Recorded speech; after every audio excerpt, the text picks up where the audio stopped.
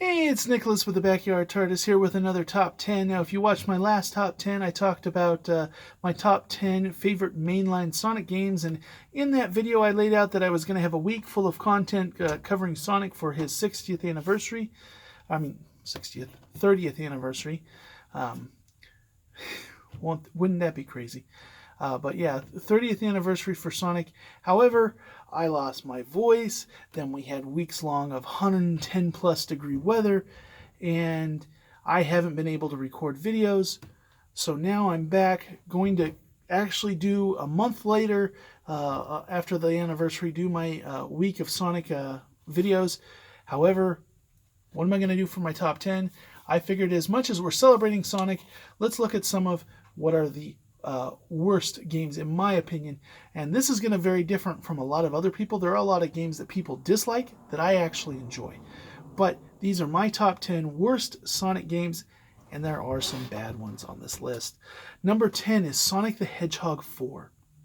Now, Sonic the Hedgehog 4 is a mobile game. It is an overpriced mobile game that was ported to consoles. It's got janky physics, which is the number one crime in any platforming game, is to have physics that aren't good. You know, you can stop in a loop-de-loop and be hanging straight upside down or from the wall, that kind of stuff. Clip through walls, clip through floors. Physics just don't always act, or buttons don't always respond like you're supposed to. But it has some unique level design, some interesting levels, and they have the two parts. You have part one and part two. You combine them together, you get part metal, which lets you play as Metal Sonic, something I've always really wanted a classic 2D Sonic game to do, to allow you to play as Metal Sonic and just wreak havoc. So that was really cool. And I think, had this been launched as a mobile game called Sonic Mobile or some other name like that, and been $1.99 an episode, and they probably would have got episode 3 out. They probably wouldn't have been booed off the stage by fans. However, they hyped this up. They did that trailer that went through all the different classic areas, and they put it as, it's going to be, you know, classic Sonic back. I mean, he's still modern Sonic in design, but it's the classic games are back. This is the sequel to Sonic the Hedgehog 3 and Knuckles. It was not. This was a modern Sonic cheap mobile game. As such, it's fun and decent, but it does not live up. Sonic Mania, Sonic 4, and it will be a black mark that they could never continue those lines, because if they try to go back to the numbering, this game will always exist with this title of Sonic the Hedgehog 4 that it doesn't deserve. I think if it had been budgeted, if it hadn't, to buy the two parts hadn't been $30, but had been like $5, $1.99 each or something like that, I think this game would have its fans, and it would have had a nice little part of the market. Okay, my number 9 is Sonic Free Riders. Now, I'm a fan of the Sonic Riders series. That's something that is debated among fans in Sonic, or whether or not they were good games or not. I really like the one on the GameCube. The one on the Wii, a lot of people like that one better because it improves a lot of the mechanics. However, I wasn't a fan of the motion controls versus having a standard controller. But then came the Kinect version, Sonic Free Riders. Now, here's a game that is a racing game, a hoverboarding Mario Kart style racing game that now you use motion capture, but the motion capture doesn't work. The only way that this is a fun game to play is if you're drinking and with buddies. That is the only way that this is a fun experience. And a game shouldn't require you to be intoxicated to be enjoyable. Number 8, Sonic and the Secret Rings. This is a game, I really love the control system for this game. The way they implemented motion controls was really good. And at the time, I was looking at, what system am I going to buy? I'm reading about Sonic 06. I'm reading about Sonic and the Secret Rings. Little did I know that both of these were going to end up on this list. Spoilers. And Sonic and the Secret Rings, it had a lot of flaws. One, the homing attack was this. The whole steering, going faster, turning Sonic, moving that. I thought that was a great idea. I think take like the Sonic Rivals series on the Vita games. the PSP games, where you're racing around in 2D.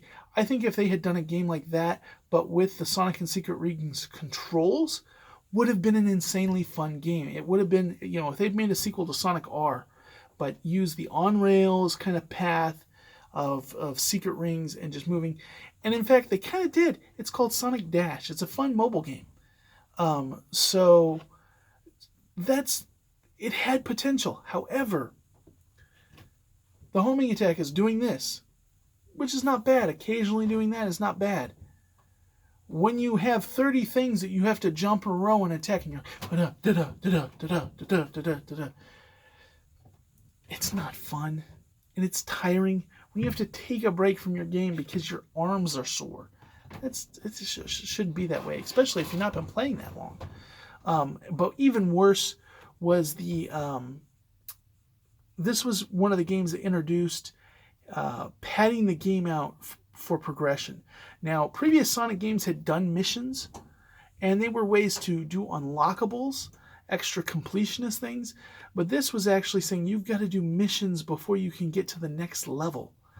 And really that hampered, like if you could have breezed through the game in an afternoon, enjoyed the story mode, and then gone back and played some of those, but instead you had that, and then you had tutorials. They were constantly introducing every new stage, every new level had a new move a new motion control you had to learn, and then you had to play a tutorial level or two on mastering that. Very hampered the flow of the game. Number 7, a lot of people think this is the superior one. This is Sonic and the Black Knight, the sequel to Sonic and the Secret Rings. This gave Sonic a sword. Sonic holding and wielding a weapon seems worse. It's not a gun. Once again, spoilers for later in this list, but still something that I just felt wasn't appropriate. But the big thing about this game is the difficulty level. This game is cheese easy. They made this super easy to progress through this level, except for a couple of the boss fights. And I don't know who this for, because those boss fights are like Dark Souls level get good type bosses. They are difficult as can be. You have to watch tutorials to figure out what you're doing wrong. And even then, a bunch of it's left up to chance. You can fight this really long boss, go through all the steps, and still get randomly hit by an unavoidable thing, have an unavoidable glitch happen, and you have to start all over. Very frustrating. You want a good laugh? Go watch the Game Grumps. Spend hours trying to beat this game. But most of the game is like, this is super easy. We can cheese right through this. So who are they making it for? Because people who like those get good type games, they're never going to make it to the last couple of bosses. They're not going to make it halfway through the game if it's like super easy and boring to them. And for the people who just want the easy game, they're going to be frustrated because they're not going to get to see the ending of the story because they're going to hit the first of those difficult bosses, and that is going to be where the game ends for them. So to me, it really was flawed in that design. Now, speaking of hard bosses, number 6 is Sonic the Hedgehog 2 for the Game Gear. Now, with Sonic the Hedgehog 1 on the Game Gear and the Sega Master System, they translated that first game to 8-bit very well. But they realized, I think, that they couldn't do that with Sonic the Hedgehog 2. Sonic the Hedgehog 2 moved a lot faster. It was all about speed and smooth motion. And I think they realized that was not going to work in 8-bit and with that processor. So they kind of did a prequel to Sonic the Hedgehog 2 with Tails having been kidnapped. However, the first boss, in my opinion, is unbeatable. I have seen videos of people beat it. In fact, as a kid, I spent hours with my Game Gear. It was the first game I got with my Game Gear, trying to beat that. I couldn't. I could not beat that boss. Never got past that. Later, when it was in collections, I used cheat codes to level select, get past that, play later the games. None of the rest of the game is that hard. It's not easy, but it's not hard like that first boss.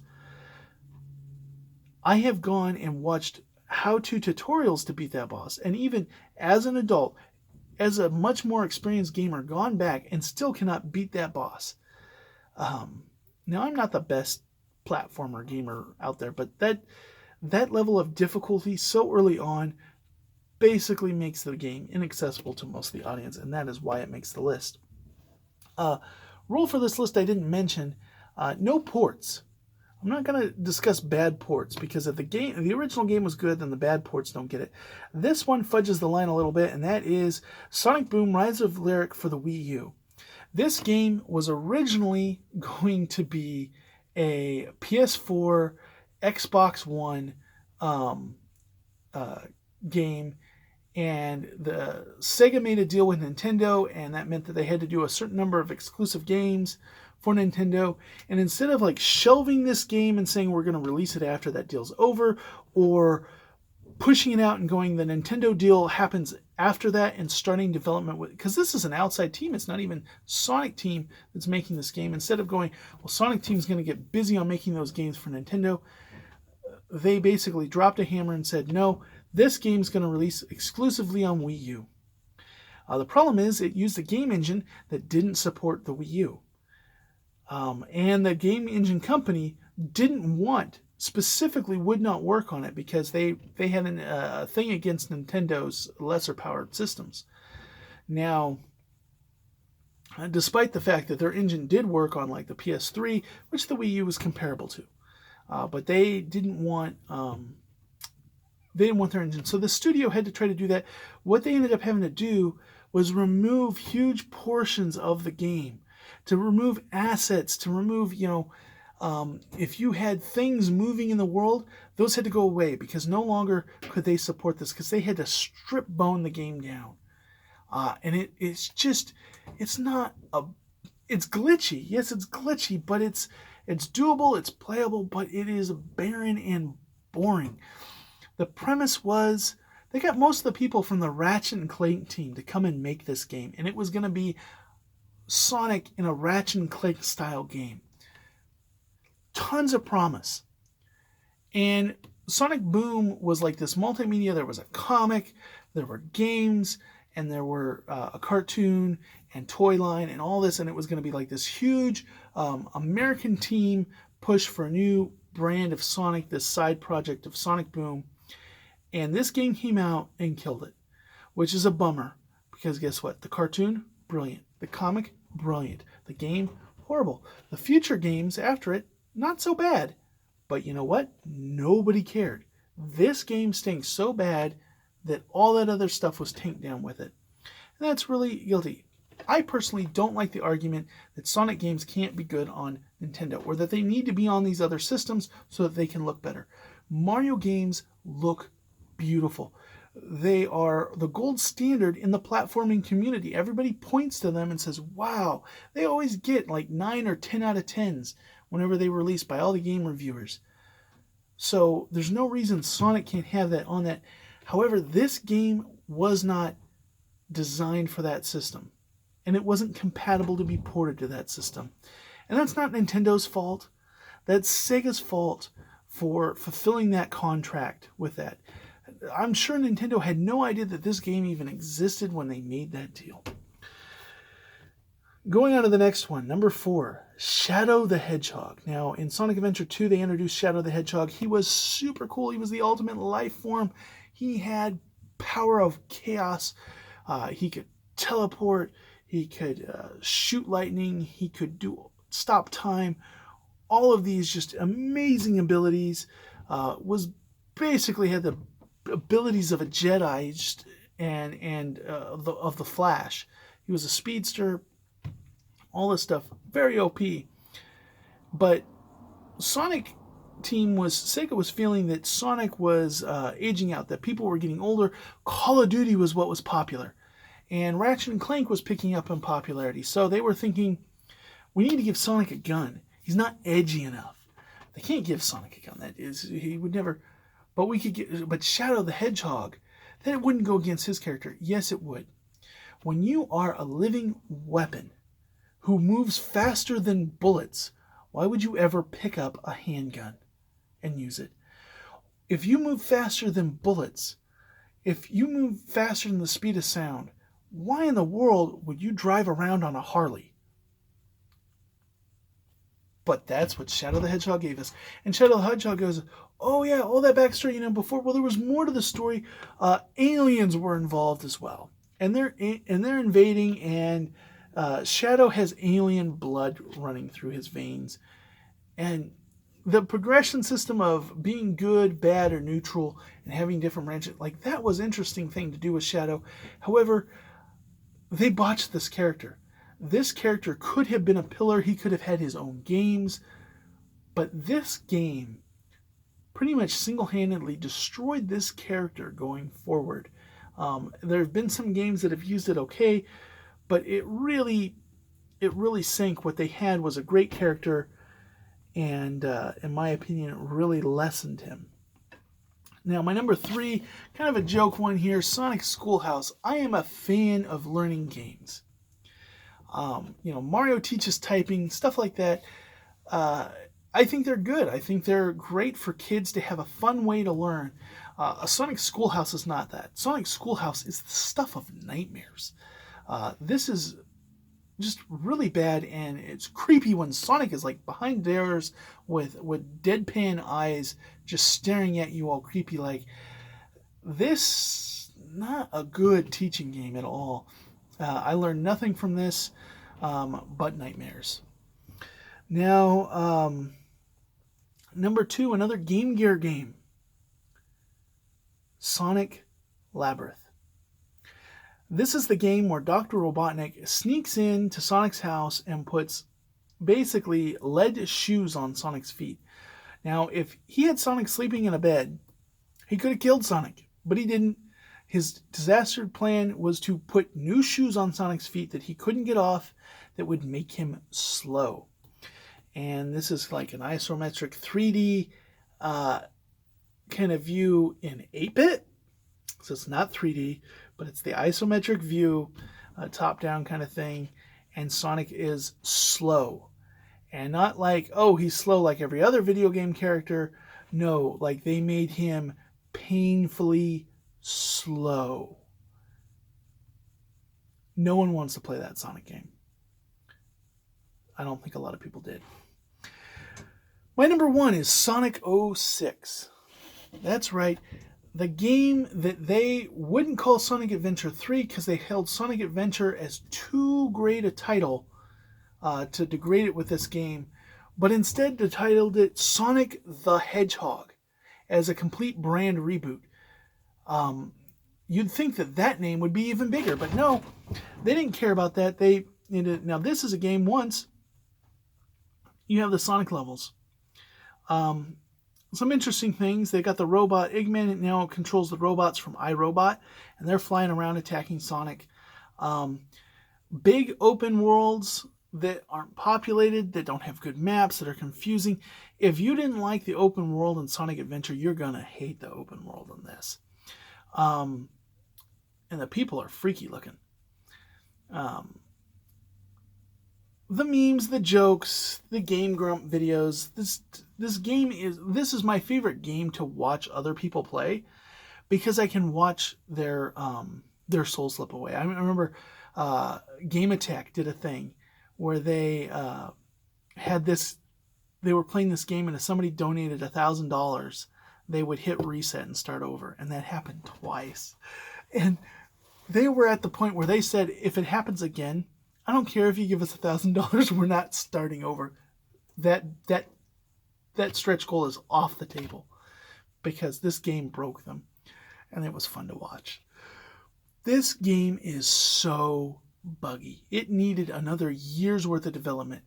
But even if it had that, the fans of this game, because there are a lot of fans of this game, I think, to me, it's flawed. First of all, you got 3 different hedgehogs instead of Sonic's main cast, and one of them is Shadow the Hedgehog. Really cool. He kind of has a cool story. But we brought back, here's Shadow the Hedgehog driving a tank. Here's Shadow the Hedgehog in basically an AT-ST Walker. Here's Shadow the Hedgehog with machine guns. Nobody wants to play Shadow the Hedgehog like that. It should just be more Sonic action. Reuse levels. Did it in Sonic Heroes, it was fine. Not everybody liked that, but it's better than what we got. Silver was painfully slow as a new character. That is the biggest crime, is creating a slow Sonic character. And, of course, the story. The story of Princess Elise, this is like them going back. We've seen this originally. Sonic was going to have the girlfriend of Madonna that Robotnik would steal. That was their initial pitch. Then we saw in the Sonic movie, they had the princess in there that had the cat ears and the monkey tail. Yeah, this is them wanting to put Sonic with a human girl, and that kiss. Sonic dies, and her kiss brings him back to life. Everybody's, upset over Snow White. Did she ask Sonic his permission while he was dead to bring her back to life with a kiss? I don't know. I'm joking there, but it's really one of those things that this game is so bad. And then it's even worse when you have those characters you really want, those side characters, you get to switch roles from Sonic to like Tails or Knuckles, and then they control even worse. This game was too ambitious. It was rushed out. It is, in my opinion, the worst Sonic game ever. Well, now my secret number 11 is Sonic Unleashed. This is a game that I really love and I really hate. I hate everything about the Werehog. However, the day stage levels are some of the best Sonic 3D boost game platforming out there. So in that way, I couldn't put it on the list because I love half the game. Anyways, that's my list. Hope everybody's having a good day, and happy 30th to Sonic the Hedgehog. Catch you in the next video.